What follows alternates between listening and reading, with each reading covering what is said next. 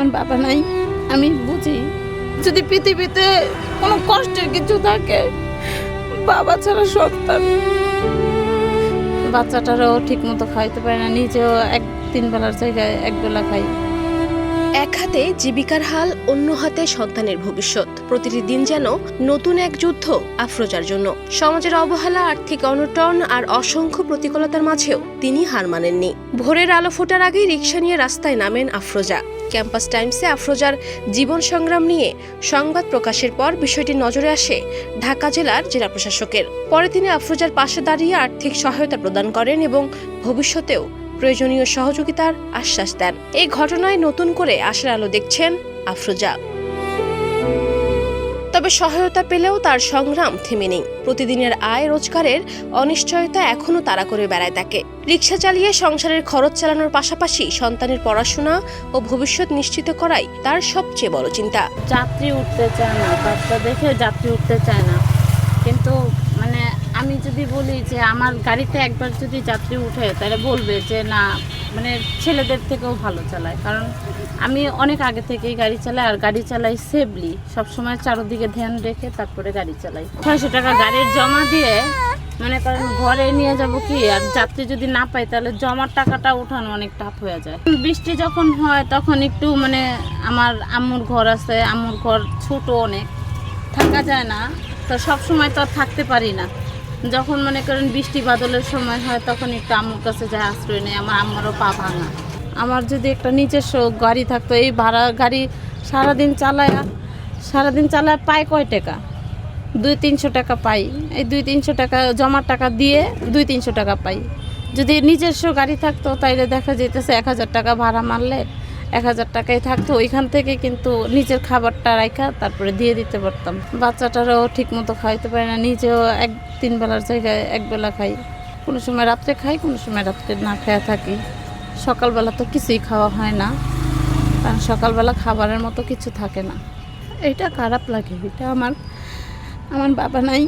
আমি বুঝি যে বাবা আসলে যখন আমি যখন স্কুলের সামনে খেলাধুলা করতাম, তখন সবাই সবার বাবাকে ডাকতো, সবার বাবার কোলে উঠতো, কিন্তু আমি কখনো বাবার কোলে উঠতে পারি নাই, বাবার ভালোবাসা পাই নাই। আমার বাচ্চাটাও আমার মতো। মানে এর থেকে আর কোনো, যদি পৃথিবীতে কোনো কষ্টের কিছু থাকে, বাবা ছাড়া সন্তান, এর থেকে বড় আর কোনো কষ্ট নাই। আমার কাছে মনে হয় যেটা বাবার আদর ভালোবাসা না পাইলে ওই মানুষের জীবনটা একদম অন্ধকার হয়ে যায়।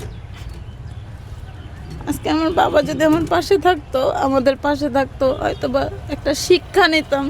আমার বাবার কারণে মনে করেন না পারছি পড়াশোনা করতে, না হয়েছে ভালো জায়গায় বিয়ে সাথী, না পারতেছি সংসারে সামলাইতে, রাস্তায় অটো চালাই, বাচ্চা সামলাই। যারা আমার বাচ্চার দায়িত্ব নিবে,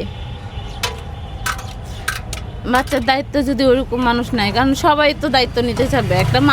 একটা মেয়ে মানুষ দেখলে সবাই মানে পারে না, পুরা দেশের মানুষ এসে দায়িত্ব নেয়, কিন্তু আসল দায়িত্ব যারা নিভায় সেটা একদম প্রকৃত সত্য হয়। জেলা প্রশাসক স্যারে বলছে যে আমাকে একটা সরকারি জায়গায় ঘরের ব্যবস্থা করে দিব, আর 10,000 টাকা দিছে যেন আমি ওইখানে যেতে পারি যেখানে ঘরটা দিবে। তা আমি সেটার কথা বলতে চাই না, মানে কোন জায়গাটাতে দিবে সেটা আমি বলতে চাই না, কিন্তু যে কোনো একটা জায়গায় দিবে আমাকে সরকারিভাবে, ওনারা বলছে, সরকারি যে লোক।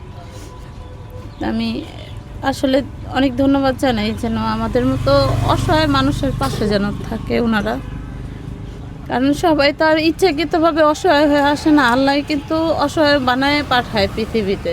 তো আমার তো ইচ্ছা করে না রাস্তায় থাকতে, আমি পরিস্থিতির শিকার। আমার মানে বাবাও নাই, বাবার সম্পত্তিও নাই, মা আছে, মারও সম্পত্তি নাই, মাই থাকতে পারতেছে না, মাই একটা মানে বস্তির ভিতরে আছে, ছোট্ট একটা রুমের ভিতরে। এই যে আমার এই বাচ্চাটা আগামী দিনের ভবিষ্যৎ, ওকে যদি একটা ভালো শিক্ষা, ভালো জায়গায় যদি না রাখি, এই বাচ্চাটা বড় হয়ে কি হবে? খারাপ হবে। তখন মানুষ আসলে যাদেরকে খারাপভাবে পরিচয় দিয়ে জানতেছে, তারা কিন্তু ওই যে পরিস্থিতির শিকার হয়ে মানে এই পর্যন্ত আসছে। তো ভালো করার সিস্টেমটা হয়েছে পরিস্থিতি।